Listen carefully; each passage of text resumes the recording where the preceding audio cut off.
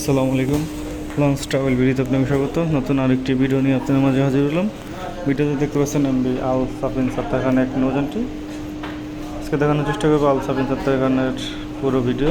এখন আশা করি পুরো ভিডিওতে সাথে থাকুন। আর চ্যানেলে নতুন থাকলে সাবস্ক্রাইব করবেন, পাশে থাকা বেল আইকনটি অন করে দেবেন।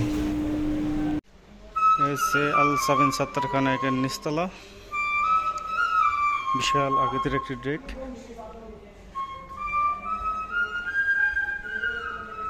গত ঈদে সার্ভিসে আসছিল, সার্ভিসে এসেই ইঞ্জিন সমস্যার কারণে মাঝপথে মাঝ নদীতে ট্রিপ বাতিল করছে সাফিন সাত্তার খান এক নৌযানটি।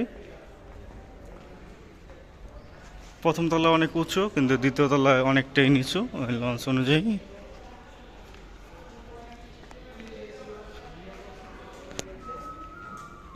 হচ্ছে ইঞ্জিন রুম আল সাফিন সাত্তার খানের।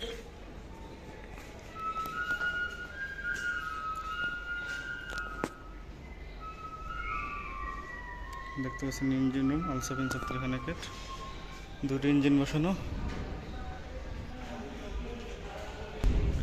এগুলো হচ্ছে কাঠের তৈরি স্টাফ কেবিন। এগুলো সবগুলো কাঠের তৈরি।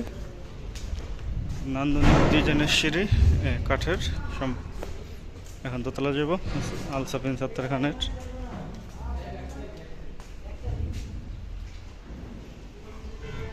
দেখতে পাচ্ছেন কাঠের সিঁড়িটি। হচ্ছে জাস্ট দ্বিতীয় তলাটি বিশাল এক ফুটবল মাঠের মতো বিশাল আকৃতির ডেক, কিন্তু দোতলা অনেকটাই নিচা, হাত দিয়ে ধরা যায় দোতলার। শোনা যাচ্ছে যে সাফিন সাত্তার এক নৌযানটি আবার 1 তারিখে নাকি যুক্ত হবে, যেমনটা বলল লঞ্চের সম্ভবত লঞ্চেরই লোক। জাস্ট উপরে যাওয়ার সিঁড়ি উঠে গেল।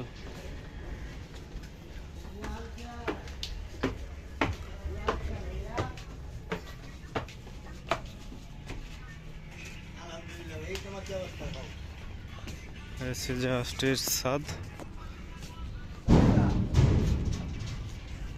সবগুলো কাঠের তৈরি কেবিন।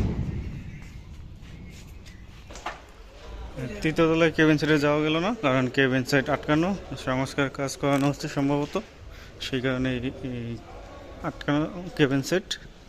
তো এই ছিল আল সাফিন সাত্তার খানের নিয়ে সর্বশেষ আপডেট। এতক্ষণ সাথে থাকার জন্য অসংখ্য ধন্যবাদ। ভিডিও যদি ভালো লাগে অবশ্যই লাইক করবেন, শেয়ার করবেন, আর চ্যানেলে নতুন থাকলে সাবস্ক্রাইব করবেন।